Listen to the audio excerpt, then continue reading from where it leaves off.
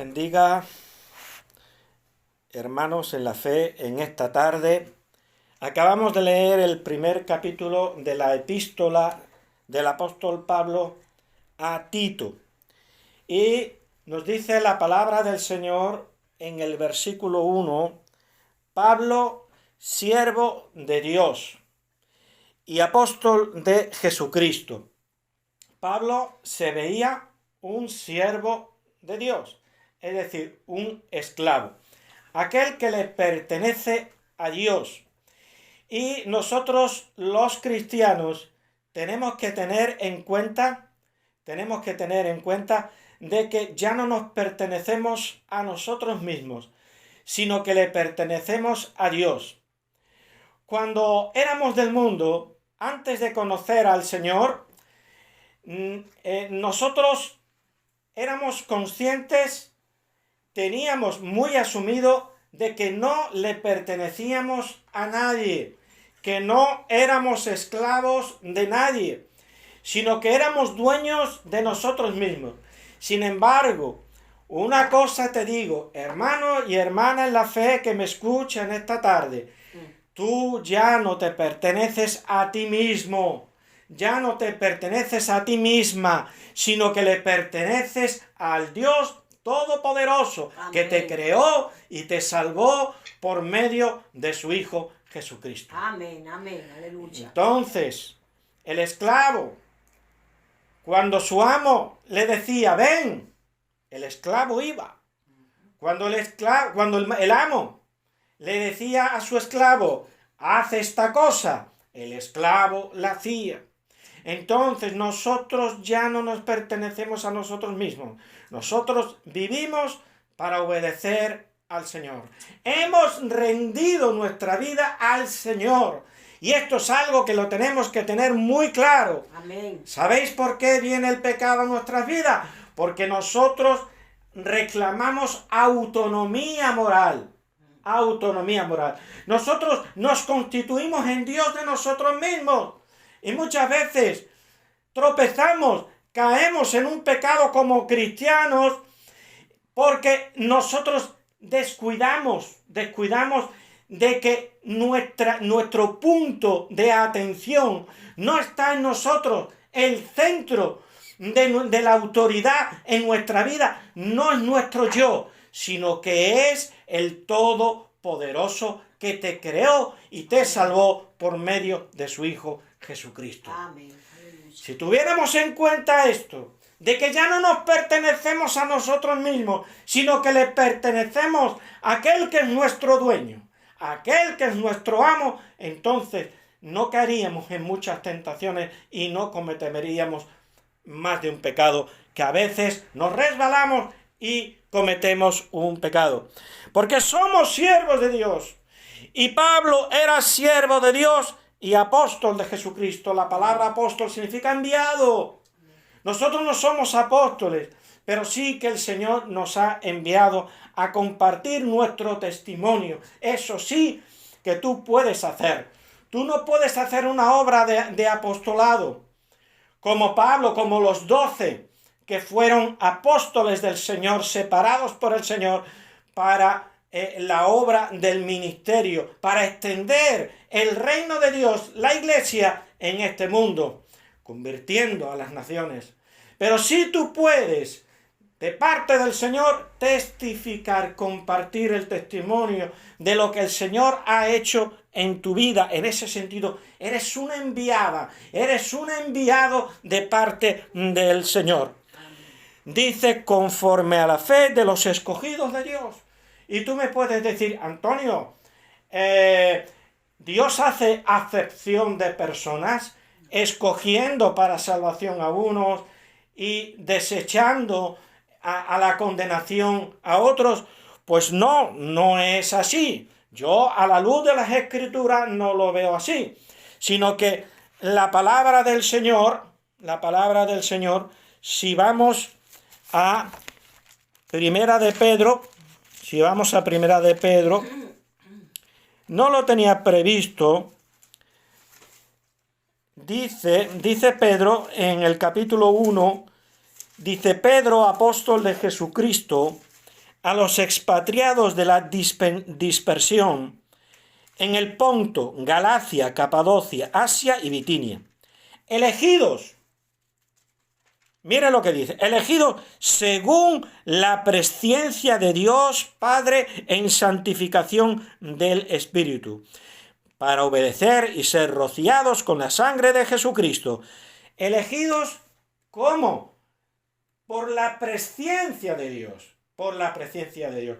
También Pablo en Romanos dice, a los que antes conoció, a estos también predestinó. Entonces, Dios tiene sus escogidos, tiene aquellos que son predestinados por Él a salvación, pero conforme a la presciencia. Dios prevé, Dios ve qué es lo que tú vas a hacer, qué decisión es la que tú vas a tomar, porque Dios lo sabe todo. Y entonces aquel que toma una decisión por Cristo, aquel que recibe a Cristo como Señor y Salvador, Dios lo sella. Amén. Le pone un sello. Amén, amén. Como su escogido, como su elegido, como su predestinado. Hace que toda tu vida, todas las circunstancias por las cuales tú vas a pasar, confluyan para que tú tomes libremente esa decisión, esa determinación de seguir a Cristo. Amén. Como dice el cántico, he decidido seguir a Cristo. Amén. Amén, amén. Dios así lo hace. Dios actúa de esa manera, conforme a la presciencia de Dios. Amén. Otros hermanos podrán decir otra cosa.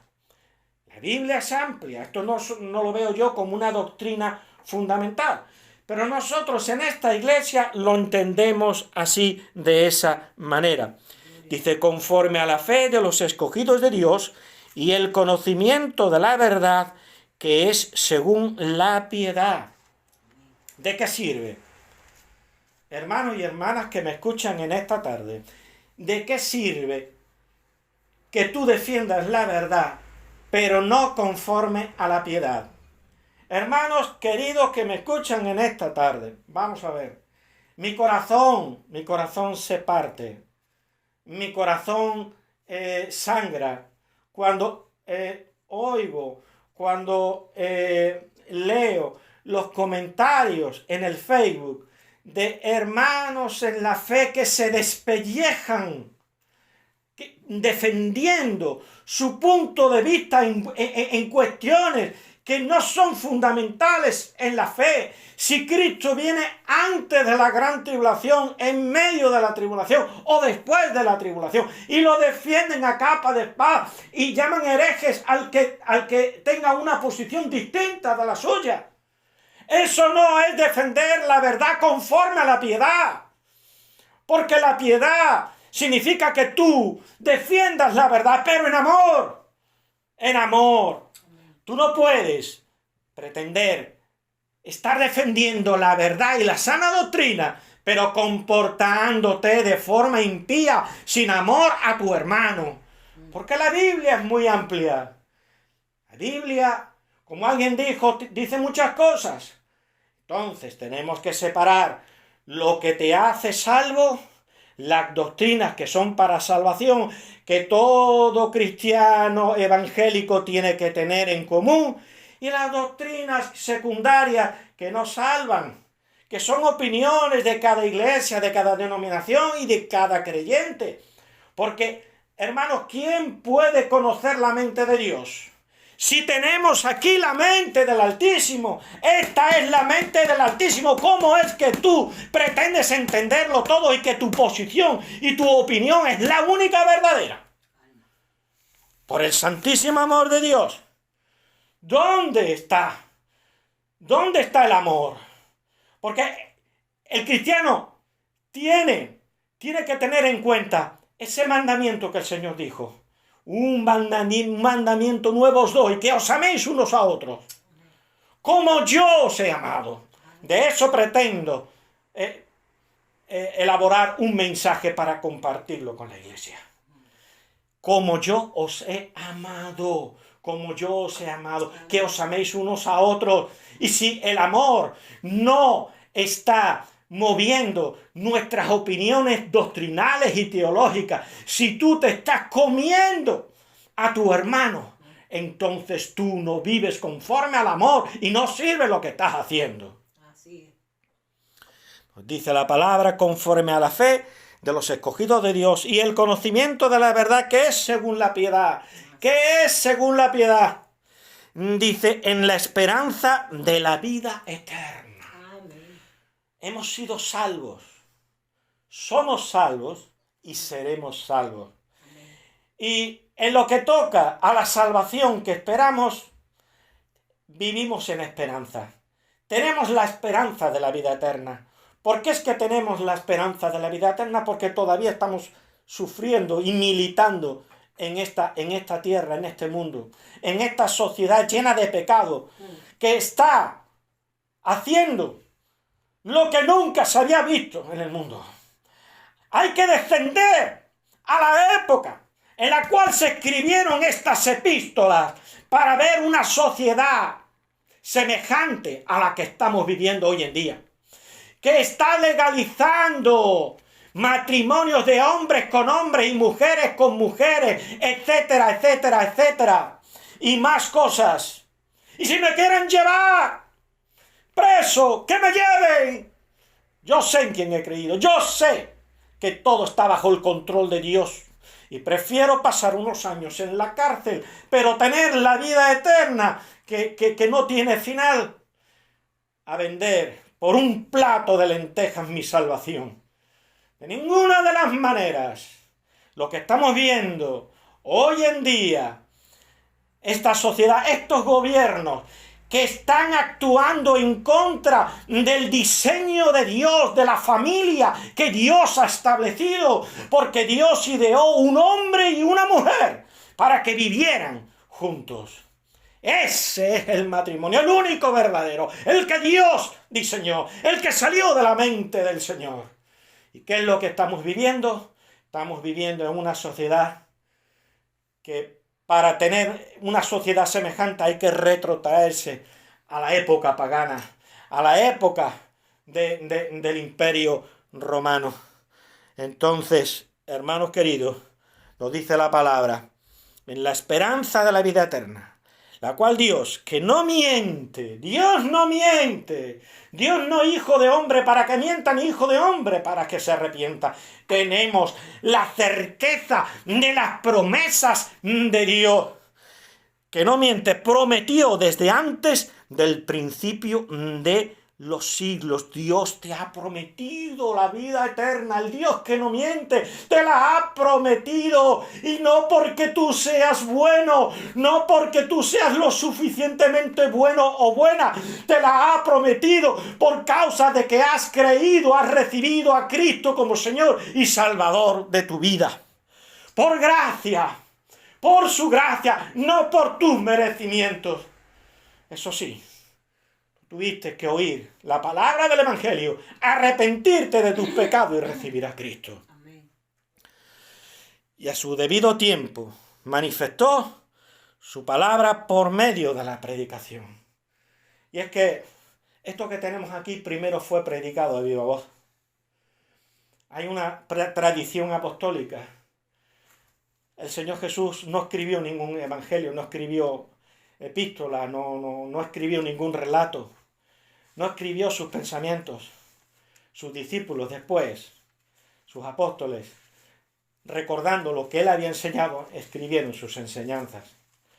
Entonces, eso que escribieron fue primero una tradición oral, algo transmitido de parte del Señor Jesús a través de los apóstoles, y que fue predicado, y que nosotros seguimos predicando la tradición apostólica. Ahora mismo yo estoy predicando la tradición de los apóstoles, aquello que nos ha sido entregados por ellos. ¿Y cómo estamos seguros de estar hablando la verdad apostólica, la verdad de Jesucristo? Porque aquellos hombres, para consignar esa verdad, la escribieron en la Sagrada Escritura. Por lo tanto, Gloria sea dada al Señor. Aquí tenemos la tradición sagrada. Aleluya. Dice, y a su debido tiempo manifestó su palabra por medio de la predicación que me fue encomendada por mandato de Dios nuestro Salvador. Gloria al Señor. Aleluya. Nos dice la palabra. Por esta causa te dejé en Creta. Por esta causa te dejé en Zafra. Por esta causa te dejé en La Puebla. Por esta causa te dejé en Bañolas. Dios nos pone en un lugar, en un sitio concreto. ¿Para qué? Para que brillemos. Para que brillemos en medio de las tinieblas. Más que brillar, iluminar. Iluminar. Dios no nos ha puesto para brillar. Dios nos ha puesto para iluminar. Y entonces nos dice la palabra, dice, y a su debido tiempo manifestó su palabra por medio de la predicación que me fue encomendada por mandato de Dios nuestro Salvador a Tito, verdadero hijo en la común fe. Era hijo de Pablo espiritual. Era un hijo espiritual del apóstol Pablo. Alguien que se había convertido por medio de su testimonio, por medio de la predicación del Evangelio. A Tito, verdadero hijo en la común fe. Gracia, gracia, somos salvos por gracia, la gracia de Dios. La gracia de Dios va delante de nosotros, es lo primero. La gracia de Dios, Dios nos ama antes que nosotros le amásemos primero. El Señor Jesús ya fue destinado desde los siglos y siglos en la eternidad para morir por nosotros los pecadores. Dice a Tito, verdadero hijo en común en la fe, gracia, misericordia y paz. Tú no has sido consumido. Este mundo está todavía en un tiempo de gracia por causa de la misericordia de Dios. Por causa de la misericordia de Dios. Porque la misericordia de Dios nos protege del juicio de Dios. Eso es la misericordia. La gracia nos da lo que no merecemos. Pero la misericordia de Dios nos guarda del castigo que merecemos. Amén. Dice, y paz, tenemos la paz con Dios. Muchas veces te vendrán pensamientos a tu corazón. ¿Yo me voy a salvar? ¿No me voy a salvar? ¿Cómo estoy delante de Dios? Claro que te vas a salvar, hermano y hermana. Si tú has recibido la gracia de Dios, eres salvo. Eres salva. Estás en paz para con Dios. Justificados pues por la fe, dice el apóstol Pablo, tenemos, no tendremos, o esperamos algún día tener. No, dice, tenemos paz para con Dios por medio de nuestro Señor Jesucristo. Y los gramáticos dicen que eso está en presente continuativo. Tenemos paz en presente continuativo. Es un presente que no varía, que no cambia, que es continuo. Por eso ese tiempo verbal se llama así. Dice, y paz de Dios Padre y del Señor Jesucristo, nuestro Salvador. El Padre envía al Hijo y el Hijo hace la obra de salvación. Dice el versículo 5, por esta causa te dejé en Creta. Por esta causa te dejé en La Puebla. Por esta causa te dejé en Zafra. En cualquier sitio donde estemos, tenemos que creer que estamos bajo la dirección de Dios. Y allí donde estemos, tenemos que dar la luz de Dios a este mundo que está sumido, que está envuelto, que está sumergido en las tinieblas de la maldad y del pecado. Dice, para que corrigieses lo deficiente. Y para eso está el ministerio de los pastores. Dios ha puesto pastores, ministros en la iglesia suya, para corregir lo deficiente, aquello que falta a nuestras vidas, empezando por el propio pastor. Porque cuando un pastor, cuando un ministro predica, al primero que se predica es a él mismo. A él mismo. Dice, para que corrigieses lo deficiente y establecieses ancianos en cada ciudad, así como yo te mandé. Entonces, ¿Eso qué significa? Que las iglesias en aquellos entonces no se regían por un pastor solo, sino que las iglesias se regían por un grupo de ancianos o presbíteros. Presbítero significa en griego anciano, que eran los que dirigían la iglesia. Entonces, en cada iglesia tenía que haber un grupo de ancianos, de presbíteros que llevasen la iglesia. Entonces, para que establecieses ancianos en cada ciudad, así como yo te mandé. El que fuera irreprensible. Hermanos queridos, hay mucha gente que se está autonombrando pastor. Y eso es un pecado delante de Dios. Si no hay una iglesia detrás tuya que te ordene pastor, o por lo menos que reconozca el ministerio de manera pública y oficial, el llamado que Dios te ha dado, el ministerio que tienes, entonces tú no te puedes autonombrar pastor. No, en la casa de Dios hay orden, hay orden. Dice, el que fuere irreprensible, marido de una sola mujer, y tenga hijos creyentes que no estén acusados de disolución ni de rebeldía. Entonces, y que pastores que no pertenecen a iglesias reconocidas, que están enseñando verdaderas barbaridades, porque como no han tenido una sujeción a un pastor, a unos ministros, como no han tenido una formación sólida y realmente no son del Señor, porque si fueran del Señor no se habrían autonombrado ellos mismos pastores. Entonces, ¿qué es lo que pasa? Que están apareciendo un montón de herejías, un montón de errores, y como estas personas tienen mucha labia, saben endulzar los oídos de la gente, resulta que tienen muchos seguidores. Y resulta que todas esas herejías se las están tragando, porque esas personas no tienen conocimiento de la verdad encerrada en las Sagradas Escrituras. Entonces, nos dice la palabra cómo tiene que ser el obispo, el anciano de la iglesia. Dice, el que fuere irreprensible, marido de una sola mujer. Es decir, que el pastor, el obispo, tiene que ser casado. ¿Qué es eso? De que los ministros tengan que ser célibes, solteros, no casados. Si hay alguno que tiene el don de continencia y no se quiere casar, y es algo que le nace de él mismo, y Dios lo ha llamado así, pues me parece muy bien. Yo conozco hermanas que son misioneras, que son solteras, y no tienen el llamado de formar una familia, sino que han consagrado toda su vida al servicio del Señor. Me parece muy bien, pero eso es un llamado particular y personal.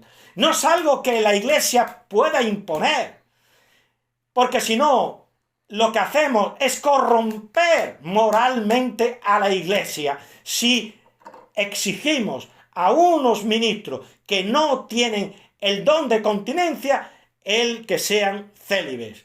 No, la palabra de Dios nos dice que de entrada el varón de Dios que está en el servicio del ministerio tiene que estar casado.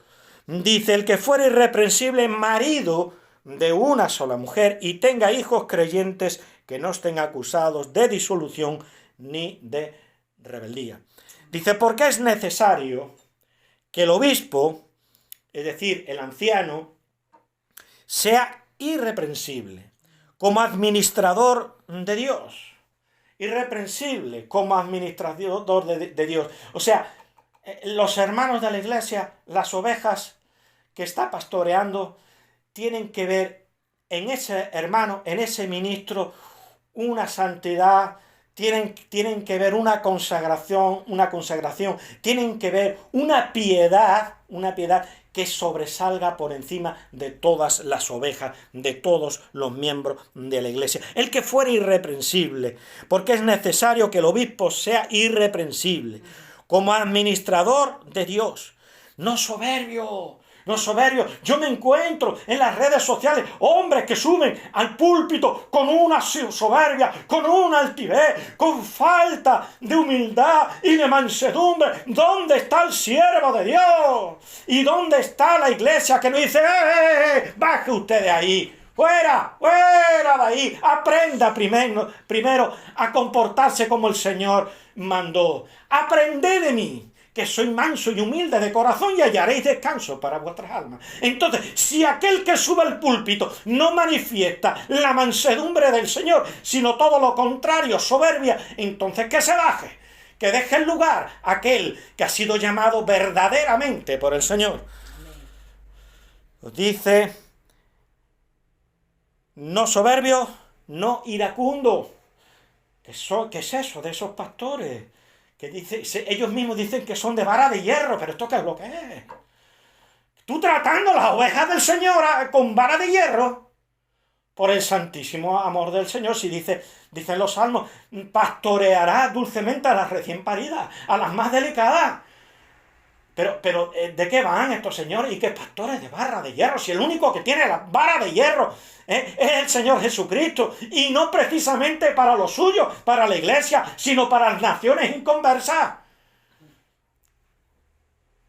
Como administrador de Dios, no soberbio, no iracundo, no dado al vino, lo cual no quiere decir que no se pueda beber un poco, porque ¿qué es lo que dice?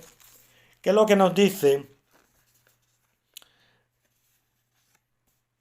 Vamos a ver. Estoy buscando en Primera de Timoteo. En Primera de Timoteo nos dice la palabra. Estoy buscando. Dice versículo 23. Primera de Timoteo 5:23 dice Pablo a Timoteo, dice, ya no bebas agua, sino usa de un poco de vino, un poco de vino, por causa de tu estómago y de tus frecuentes enfermedades. Entonces significa de que el cristiano puede beber un poco de vino, simplemente por gusto, normalmente comiendo o compartiendo con amigos. Pero no puede ser dado al vino, es decir, esclavo del vino, que el vino sea una necesidad en su vida sin la cual no puede pasar. No, o sea, Dios condena la borrachera y el ser borracho, pero beber un poco de vino no está prohibido en la palabra del Señor. Yo sé que más de un hermano en la fe que me oiga decir esto va a poner el grito en el cielo, si ha sido enseñado de manera distinta. Pero en conciencia es lo que yo creo, es lo que creen la mayoría de los pastores, de los ministros, en España y en general en toda Europa. Pero yo sé que al otro lado del charco, en el otro lado, en la otra orilla, creen de forma distinta. Pero nosotros, a la luz de la palabra, lo entendemos así. Entonces, nos dice la palabra, dice, no dado al vino. No dado al vino, es decir, esclavo del vino, no dado al vino. Dice, no pendenciero, es decir, bravucón, un hombre bravucón, no, de ninguna de las maneras. No codicioso de ganancias deshonestas. Hay por ahí una pastora que dice, a golpe de dólar te meto en el cielo. Santo. ¿Eso cómo es? La esposa del señor Maldonado dice, a golpe de dólar te meto en el cielo. No, perdone usted. Yo me meto en el cielo por la sangre de Cristo, que gratuitamente y amorosamente derramó por mí en la cruz. Y por su gracia, de manera gratuita, sin cobrarme absolutamente nada, por medio de la fe, me hace salvo, me hace heredar la vida eterna y por lo tanto entro en el reino de los cielos. No pendenciero, no codicioso de ganancias deshonestas. No codicioso de ganancias deshonestas. Sin hospedador. Es muy importante. Porque algunos hospedando recibieron ángeles en su casa. Dice, sin hospedador, amante de lo bueno, sobrio, justo, santo, dueño de sí mismo. Hermano, solamente con este versículo se está diciendo todo. Gloria al Señor. Entonces, hermanos queridos, esto lo escribe Pablo en referencia a los obispos de la iglesia, pero cada hermano lo puede hacer suyo. Esto no solamente para el que está ministrando la palabra de Dios y cuidando de la iglesia, sino para cada creyente, para cada cristiano. Dice, retenedor de la palabra fiel tal como ha sido enseñada. No tenemos que añadir nada al Evangelio. El Evangelio es perfecto, es completo. No podemos añadir absolutamente nada. Todo lo que tú añadas mediante filosofía, mediante tus propios razonamientos, es corromper el mensaje del Evangelio. El Evangelio está para ser transmitido de creyente en creyente, de iglesia en iglesia, de generación en generación, respetando solamente lo que fue predicado por Jesucristo y por los apóstoles, sin que tengamos que añadir absolutamente nada. Amén. Retenedor de la palabra fiel como ha sido enseñada, para que también pueda exhortar con sana enseñanza y convencer a los que contradicen. Porque hay aún muchos contumaces, habladores de vanidades y engañadores, mayormente los de la circuncisión. Hay muchos por aquí que se creen judíos, ahora se ponen kipá, ahora se ponen el talit y ahora dicen que nos tenemos que hacer judíos todos. Porque si no te haces judío no te salvas. Entonces, ¿esto qué es lo que es? Estamos volviendo otra vez a las andadas. Los judaizantes, otra vez estamos volviendo a este error. No es casualidad que falte poco para la venida de nuestro Señor Jesucristo. Dice, a los cuales es preciso tapar la boca, que trastornan casas enteras enseñando por ganancia deshonesta lo que no conviene. Y es que, hermanos, allí donde se está pidiendo dinero incesantemente, y ese es el tema principal de lo que se enseña en la iglesia, también vienen herejías detrás de todo eso. Nos dice la palabra, dice, uno de ellos, su propio profeta, dijo, los cretenses siempre mentirosos, malas bestias, glotones ociosos. Mucho cuidado con las profecías. Dice la palabra, examinar la profecía, retener lo bueno, lo cual significa que tenemos que rechazar lo malo. La profecía es un don que está sujeto a lo que diga la palabra de Dios. Y por lo tanto tenemos que compararlo con la palabra. Solamente si está conforme a la palabra de Dios, la profecía tiene que ser aceptada. Dice, este testimonio es verdadero, por tanto repréndelos duramente, para que sean sanos en la fe. Muchas veces me dicen, Antonio, predicas muy fuerte. Es que tengo que predicar fuerte. Porque ¿qué dice? ¿Qué acabamos de leer? Dice, repréndelos duramente, para que sean sanos en la fe. Hay que llamarlos a capítulo. Oye, o predicáis la verdad del Evangelio, o vuestro tiempo en la iglesia se ha acabado. Se ha acabado vuestro tiempo en la iglesia. Dice, repréndelos duramente para que sean sanos en la fe. Tenemos que tener la sana doctrina. Amén. Tenemos que predicar la verdad del Evangelio. Amén. Dice, no atendiendo a fábulas judaicas y a fábulas paganas. Porque muchas de las doctrinas, en esa gran iglesia que dice que es la única iglesia de Cristo, todas esas doctrinas vienen de fábulas que circulaban incluso antes de la venida del Evangelio, del cristianismo. Dice, no atendiendo a fábulas judaicas ni a mandamientos de hombres que se apartan de la verdad. Mucho cuidado con fabricar un cristianismo filosófico y haciendo razonamientos aquí y haciendo razonamientos allá. Y bueno, es que la Virgen María pues le transmitió su sangre a Jesucristo cuando estaba en su vientre. Así que, como Cristo murió derramando su sangre en la cruz, también María nos ha redimido.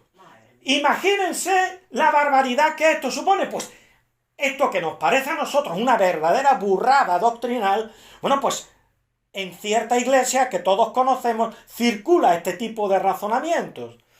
Entonces, ¿qué es lo que son? Dice, ni mandamientos de hombres que se apartan de la verdad. Esto es apartarse de la verdad. Dice, todas las cosas son puras para los puros, mas para los corrompidos e incrédulos nada les es puro. Podemos comer de todo, podemos disfrutar de todo si lo hacemos con acción de gracia. Dice, pues hasta su mente y su conciencia están corrompidas. Hasta su mente y su propia conciencia están corrompidas de tal manera que pecan y no sienten absolutamente nada, no tienen la necesidad de humillarse delante de Dios y pedir perdón como corresponde a un buen cristiano. Dice, profesan conocer a Dios, pero con los hechos lo niegan, siendo abominables y rebeldes, reprobados en cuanto a toda buena obra. Por sus frutos los conoceréis, dijo el Señor. Por los frutos que dan estos falsos maestros, estos falsos pastores, vamos a conocer si realmente son del Señor o no son del Señor. ¿Qué es lo que pasa con esas iglesias? ¿Qué es el fruto que están dando los creyentes que van a esas iglesias? Si se pueden llamar creyentes. Porque hay muchos que van a ciertos lugares, a ciertas iglesias, porque aquello es un espectáculo muy bonito de luz y de color. Pero no precisamente porque se esté predicando la sana doctrina y el verdadero evangelio. Son centros de entretenimiento, en el cual Dios es simplemente un pretexto. Qué pena de que estas cosas estén sucediendo. Pero estas cosas, gracias al Señor, no suceden aquí, como decía mi pastor. Gloria al Señor. ¿Por qué? Porque nosotros caminamos a la luz de Dios, a la luz que está contenida aquí en su palabra. Lámpara es a mis pies tu palabra y lumbrera a mi camino. Gloria sea dada al Señor. Por lo tanto, sigamos las pisadas del Maestro, caminando a la luz que Dios nos da por medio de su palabra. Amén. Gloria al Señor.